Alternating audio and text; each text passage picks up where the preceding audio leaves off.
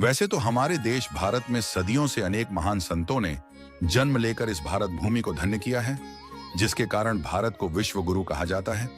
और जब जब हमारे देश में ऊंच नीच भेदभाव, जाति पाति, धर्म भेदभाव अपने चरम अवस्था पर हुआ है, तब तब हमारे देश भारत में अनेक महापुरुषों ने इस धरती पर जन्म लेकर समाज में फैली बुराइयों, कुरीतियों को दूर करते हुए, अपने बताए हुए सच्चे मार्ग पर चलते हुए भक्ति भावना से पूरे समाज को एकता के सूत्र में बांधने का काम किया है।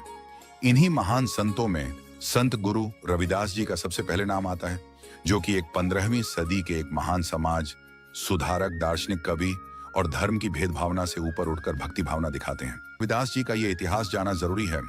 संत रविदास जी ने किस चीज से सामना किया?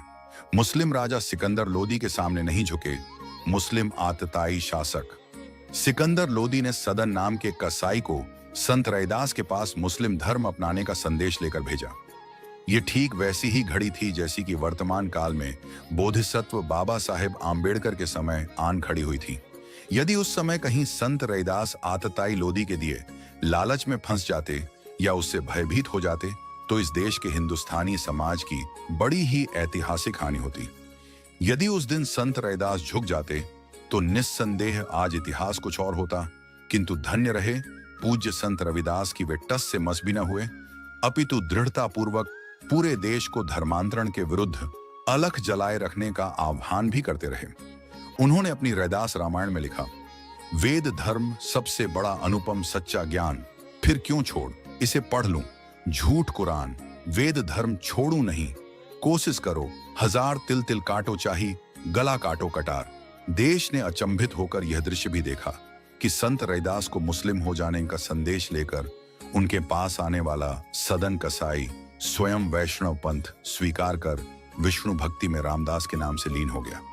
यह वह समय था जब शक्तिशाली किंतु निर्मम और बर्बर शासक सिकंदर लोदी क्रुद्ध हो बैठा और उसने संत रविदास की टोली को छमार या चांडाल घोषित कर दिया। इनके अनुयायियों से जबरन ही चर्मकारी का और मरे पशुओं के निपटान का कार्य अत्याचार पूर्वक कराया जाने लगा। भारत में चमार जाति का नाम इस घटनाक्रम और सिकंदर लोदी की ही उपज है। संत रविदास उस काल में हिंदू शासकों में इतने लोकप्रिय और सम्मानीय हुए कि प्रसिद्ध मारवाड़ चित्तौड़ घराने की महारानी मीरा ने उन्हें अपना गुरु धारण किया। महारानी मीरा से रविदास की भक्ति में वे मीराबाई कहलाने लगी। भक्त मीरा ने स्वरचित पदों में अनेकों बार संत रविदास का स्मरण गुरु स्वरूप किया है। गुरु रविदास मिले मोहि पूरे, धुर से कलम भिड़ी, सत गुरु सैन दई जब आके जोत रली।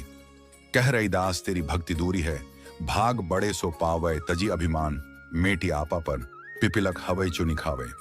इसका अर्थ है कि ईश्वर भक्ति अहोभाग्य होती है। अभिमान शून्य रहकर काम करने वाला व्यक्ति जीवन में सफल रहता है, जैसे कि विशाल हाथी शक्कर के कणों को चुनने में असमर्थ रहता है, जबकि लघु शरीर की पिपीलिका यानी चींटी इन कणों का सहजता से भक्षण कर लेती है। इस प्रकार अभिमान तथा बड़प्पन का भाव त्याग कर विनम्रता पूर्वक आचरण करने वाला मनुष्य ही ईश्वर भक्त हो सकता है।